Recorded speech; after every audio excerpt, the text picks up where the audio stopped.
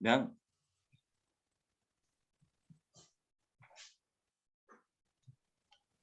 Assalamualaikum warahmatullahi wabarakatuh. Kami dari kelompok 4 akan menjelaskan sintaksis. Kelompok 3 yang beranggotakan saya Wilda Alfian Ardiansyah dengan NIM 20021011246, yang kedua Netan Nurfadilah 2002101256, yang ketiga Rifki Hamim 2002101267. Kami di sini akan menjelaskan mengenai sintaksis, frasa, klausa, serta kalimat. Yang pertama akan dijelaskan oleh Neta. Pengertian sintaksis. Hakikat sintaksis. Beberapa ahli memberikan pemahaman tentang pemahamannya terhadap sintaksis, yang masing-masing memiliki persamaan dan perbedaan baik cakupan maupun redaksinya. Dengan begitu, pendapat para ahli dapat disimpulkan bahwa sintaksis adalah bagian dari tata bahasa yang membahas tentang kaidah penggabungan kata menjadi satuan gramatik yang lebih besar yang disebut frasa, klausa, dan kalimat, serta penempatan morfem, subfragmental, atau intonasi sesuai dengan unsur semantik yang diinginkan pembicara sebagai dasarnya. Fungsi, kategori, dan peran. Fungsi kajian sintaksis terdiri atas beberapa komponen. 3 hal yang penting adalah subjek, predikat, objek, pelengkap, dan keterangan. A. Fungsi. 1. Subjek dan predikat. 2. Objek dan pelengkap. 3. Keterangan. A. Kategori. B. Peran.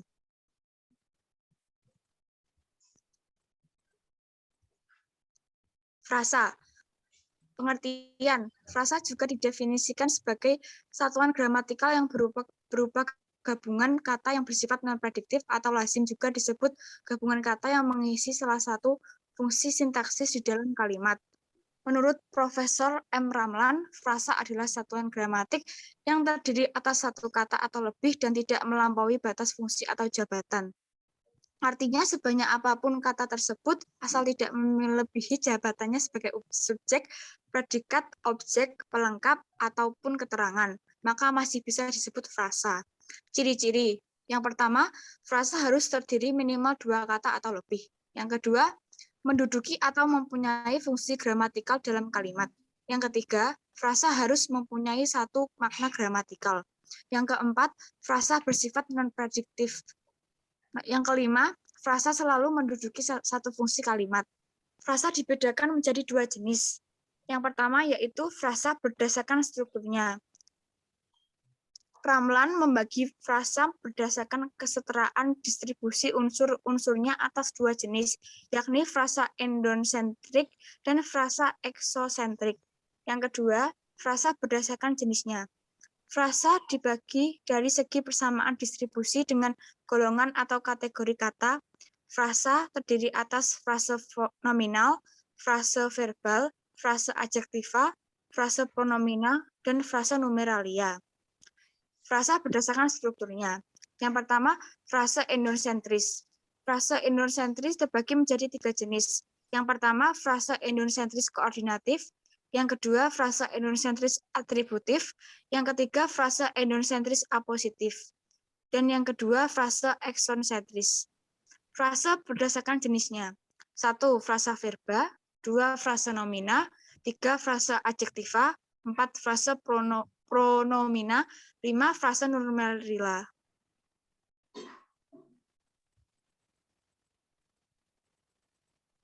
klausa.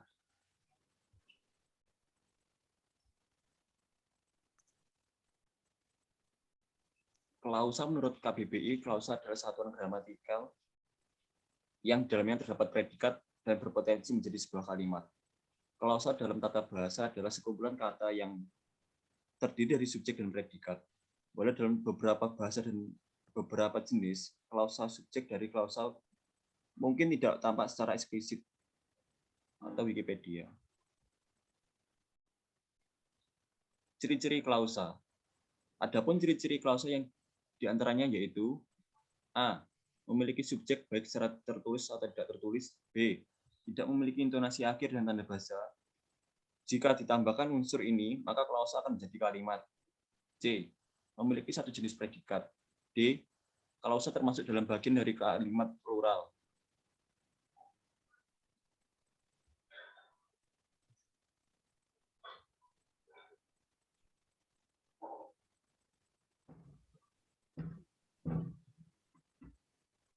Jenis-jenis klausa. Jenis klausa berdasarkan strukturnya. Yang pertama, klausa bebas. Yang kedua, klausa terikat. Jenis-jenis klausa berdasarkan fungsinya. Yang pertama, klausa subjek. Yang kedua, klausa objek. Yang ketiga, klausa keterangan. Yang keempat, klausa pelengkap. Jenis-jenis klausa. Jenis klausa berdasarkan kelengkapan unsurnya. Yang pertama, klausa lengkap. Yang kedua, klausa tak lengkap. Jenis klausa berdasarkan kata negatifnya. Yang pertama, klausa negatif. Yang kedua, klausa positif. Berdasarkan fungsi predikatnya, yang pertama klausa verbal, yang kedua klausa nominal, yang ketiga klausa adjektiva, yang keempat klausa preposisional, yang kelima klausa numeral.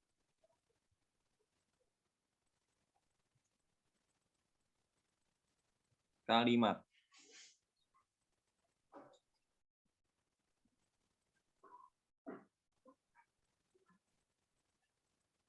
Kalimat adalah satuan bahasa berupa kata atau rangkaian kata yang dapat diberi sendiri dan menyatakan makna secara lengkap. Kalimat adalah satuan bahasa terkecil yang mengungkapkan pikiran yang dengan cara lisan maupun tulisan. Atau Wikipedia. Menurut Kamus Besar Bahasa Indonesia atau KBBI, kalimat adalah satuan bahasa yang secara relatif berdiri sendiri, mempunyai pola intonasi final, dan secara aktual ataupun potensial terdiri atas klausa.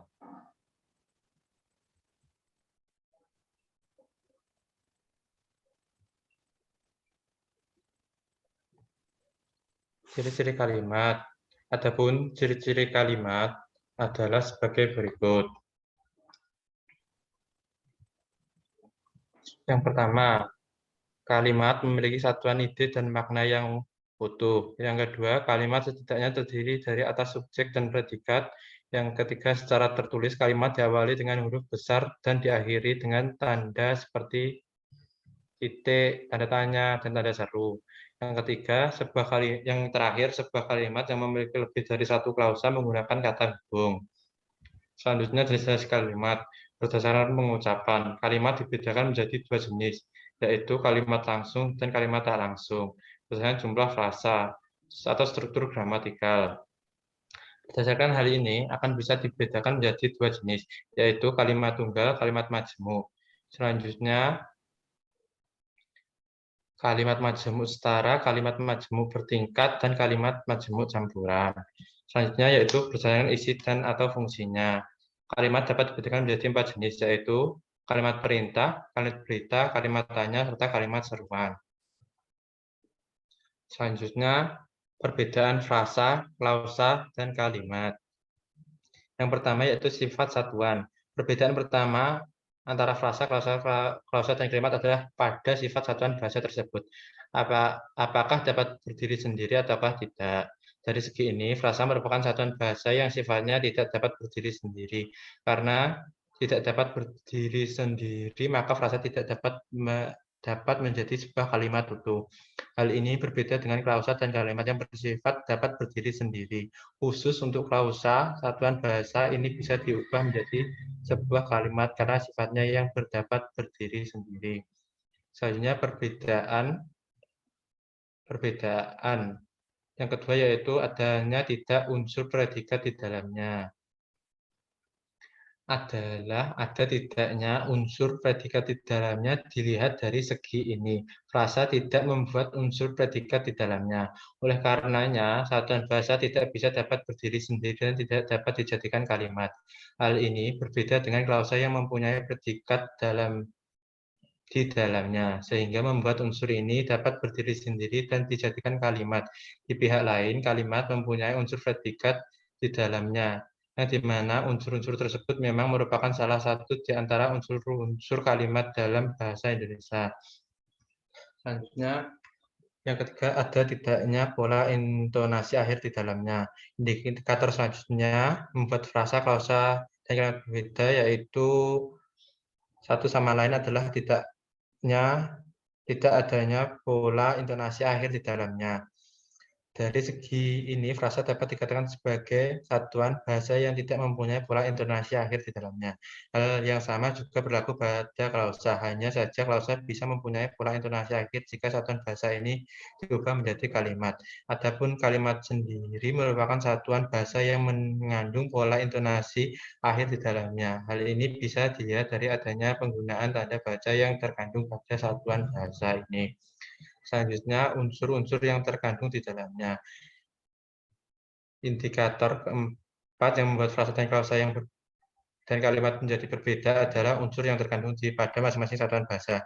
Jika dilihat dari segi ini, pada frasa merupakan bahasa yang mengandung unsur diterangkannya dan menerangkan di dalamnya. Sementara itu klausa merupakan satuan bahasa yang mengandung unsur subjek dan predikat sebagai unsur jelasannya. Di lain pihak, kalimat merupakan unsur yang mengandung unsur subjek, predikat, objek, dan pelengkap, dan keterangan.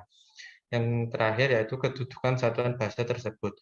Indikator terakhir yaitu dipakai untuk membedakan frasa dan klausa dan kalimat tersebut adalah kedudukan satuan bahasa tersebut. Jika dilihat dari indikator ini, frasa merupakan satuan bahasa yang berkedudukan sebagai salah satu satuan bahasa berbentuk kalimat. Begitupun juga dengan klausa. Adapun kalimat sendiri merupakan satuan bahasa yang kedudukannya adalah sebagai satuan bahasa yang dibentuk oleh satuan bahasa lainnya termasuk frasa dan klausa. Oke, baik. Terima kasih presentasi dari kelompok kami. Jika ada materi yang belum saya sampaikan di PowerPoint, masih bisa dilihat di makalah yang akan kami kirim. Dan serta apabila ada kurang pahamnya, bisa ditanyakan dalam forum di Elma. Terima kasih. Wassalamualaikum warahmatullahi wabarakatuh.